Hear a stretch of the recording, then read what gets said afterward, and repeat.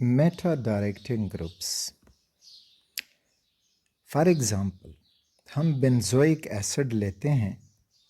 This is benzoic acid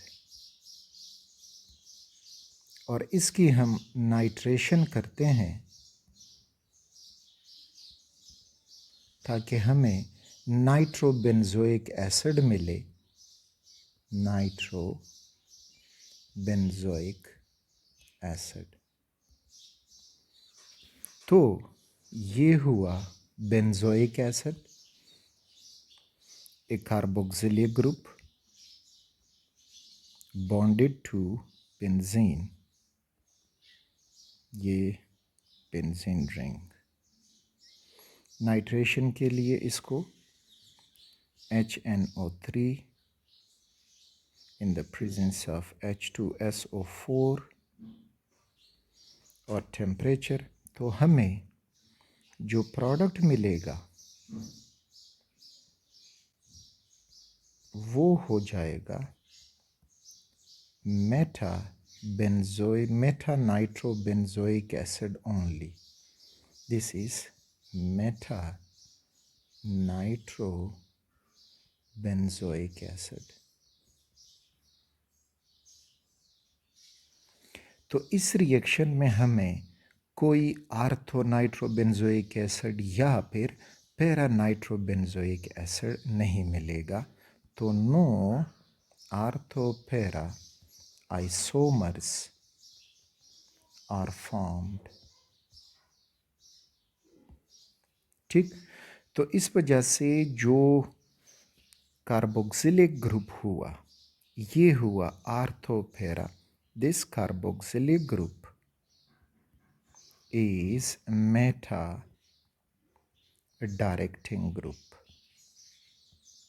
ये तो हमने समझा कि मेटा डायरेक्टिंग ग्रुप क्या होगा. ठीक.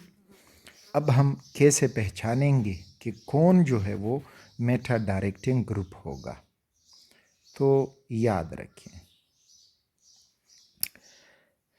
वो ग्रुप जिसमें एटम यानी ये जो बॉन्ड मैंने बनाया इधर बेंजीन रिंग है. ठीक.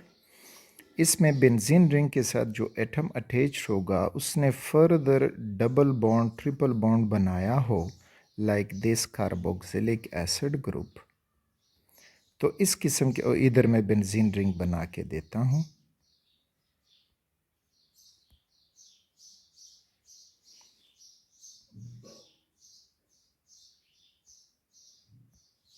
ये और बेंजीन में जो डबल बॉन्ड है वो इसके साथ कंजुगेशन में हो. कंजुगेशन मीन ये देखें रिंग में तो आपको डबल फिर single double single double single मिलते हैं. रिंग से बाहर आओगे तो देखें ये डबल हुआ फिर सिंगल हुआ फिर कार्बन ने डबल बॉन्ड बनाया है.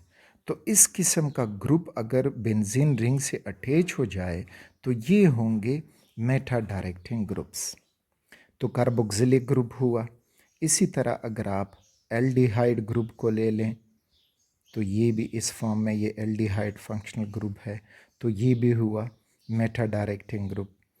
इसी तरह से आप कीटोन ग्रुप को ले लें तो कीटोन ग्रुप जो है और इधर अल्काइल ग्रुप कीटोन के साथ अटैच तो ये भी मेटा डायरेक्टिंग ग्रुप हुआ. नाइट्रो ग्रुप हो तो नाइट्रोजन डबल बॉन्ड O और इधर डबल बॉन्ड O तो ये नाइट्रो ग्रुप. अब इधर नाइट्रोजन बॉन्डेड होगा. इसी तरह साइनाइड ग्रुप हो कार्बन ट्रिपल बॉन्ड नाइट्रोजन तो इधर भी हमें वो मिलेगा जो कंजुगेशन है. ठीक. तो इस किस्म के ग्रुप. अच्छा, अब एमाइड ग्रुप में और एस्टर ग्रुप में ये आप याद रखें. एमाइड होता है कुछ यूँ RC double bond O NH2 और एस्टर ग्रुप जो होता है that is RC double bond O and फिर R. अब यहाँ पे पॉइंट्स याद रखें. अगर यहाँ पे बेंजीन रिंग इस R की जगह मौजूद हो. ठीक. यानी ये R हो जाए बेंजीन रिंग और फिर ये कार्बन डबल बॉन्ड O और NH2। तो अब ये ग्रुप जो है इट इज़ मेटा डायरेक्टिंग। लेकिन अगर ये बेंजीन रिंग, ये कोई अल्काइल ग्रुप है RC डबल बॉन्ड O, ये हुआ NH और दूसरे H की जगह पे यहाँ बेंजीन रिंग हो, तो फिर ये होगा आर्थोपेरा डायरेक्टिंग, क्योंकि उस एटम जिसके पास लोन पेयर है उसके साथ बेंजीन अटैच्ड हुआ। ठीक, तो ये पॉइंट यहाँ पे याद हो।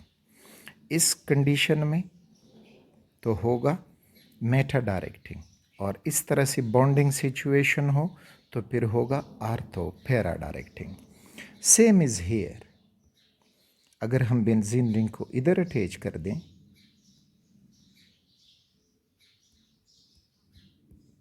और फिर C double bond O and R, अब ये होगा मेटा डायरेक्टिंग ग्रुप।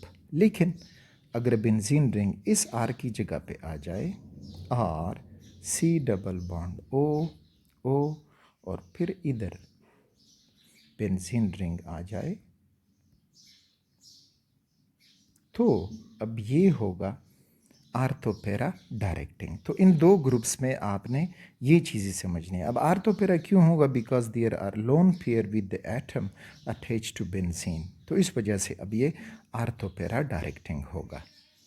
तो ये ग्रुप्स हैं जो मेटा डायरेक्टिंग होते हैं।